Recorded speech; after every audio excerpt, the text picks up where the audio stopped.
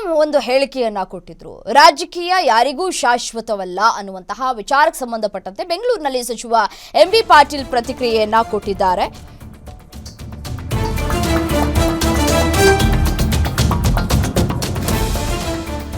CM ಹೇಳಿದಂತೆ ರಾಜಕೀಯ ಯಾವತ್ತಿಗೂ ಶಾಶ್ವತವಲ್ಲ, ಯಾರಿಗೂ ಶಾಶ್ವತವಲ್ಲ ಅಂತ ಹೇಳಿ ಬೆಂಗಳೂರಿನಲ್ಲಿ ಸಚಿವ ಎಂಬಿ ಪಾಟೀಲ್ ಪ್ರತಿಕ್ರಿಯೆಯನ್ನ ಕೊಟ್ಟಿದ್ದಾರೆ.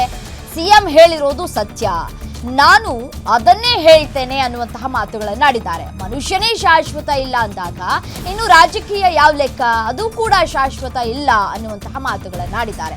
ಯಾವುದು ಕೂಡ ಈ ಪ್ರಪಂಚದಲ್ಲಿ ಶಾಶ್ವತವಲ್ಲ. ಈ ಭೂಮಿ ಮೇಲೆ ಭ್ರಮೆಯಲ್ಲಿ ಬದುಕೋದು ಸರಿಯಲ್ಲ. ಹೈಕಮಾಂಡ್ ಏನ್ ತೀರ್ಮಾನ ಮಾಡುತ್ತೆ ಅದಕ್ಕೆ ನಾವೆಲ್ಲರೂ ಬದ್ಧ ಅನ್ನುವಂತಹ ಮಾತುಗಳನ್ನು ಆಡಿದ್ದಾರೆ. ಇಲ್ಲಿಯವರೆಗೂ ನಾಯಕತ್ವ ಬದಲಾವಣೆ ವಿಚಾರಕ್ಕೆ ಸಂಬಂಧಪಟ್ಟಂತೆ ಹೈಕಮಾಂಡ್ ತೀರ್ಮಾನವೇ ಅಂತಿಮ ಅನ್ನುವಂತಹ ಮಾತುಗಳನ್ನ ಬೆಂಗಳೂರಿನಲ್ಲಿ ಸಚಿವ ಎಂಬಿ ಪಾಟೀಲ್ ಪ್ರತಿಕ್ರಿಯೆಯನ್ನ ಕೊಟ್ಟಿದ್ದಾರೆ. ನಮ್ಮಲ್ಲಂಥದ್ದು ಯಾವುದೂ ಕೂಡ ಇಲ್ಲ. ಎಲ್ಲ ಉಪಮುಖ್ಯಮಂತ್ರಿಗಳು ಒಕ್ಕಟ್ಟಿನಲ್ಲಿದ್ದಾರೆ. ಎಲ್ಲ ಮಂತ್ರಿಗಳು, ಶಾಸಕರು, ಎಲ್ಲ ಪಕ್ಷ ಸಂಪೂರ್ಣವಾಗಿ ಒಕ್ಕಟ್ಟಿದೆ. There is nothing such thing. There is nothing called Ahinda. There is nothing called Lingayat. Nothing called Vakilga. Nothing called everybody. Party is supreme. But there are particular set of Our religions, our communities are our practices at home.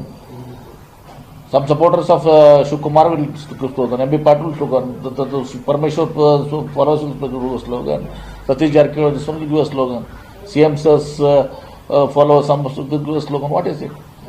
And in our party, all the slogans and all this will not matter. See, everybody is united. Number one. Number two, High Command is supreme. That's the casual remark. Now, why politics is not permanent? Human life itself is not permanent.